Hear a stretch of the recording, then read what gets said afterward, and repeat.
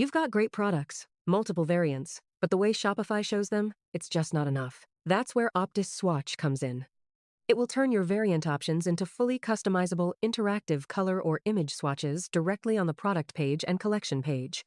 Now, let's walk through how to set up OPTIS Swatch. Before anything, make sure you have at least one product with variant options. Let's take an example with a t-shirt with different colors and sizes. Step 1. Add Swatch to your theme. Once that's done, the app is now connected to your storefront. Step 2. Configure how your variants display. Go to the Configure Variants tab.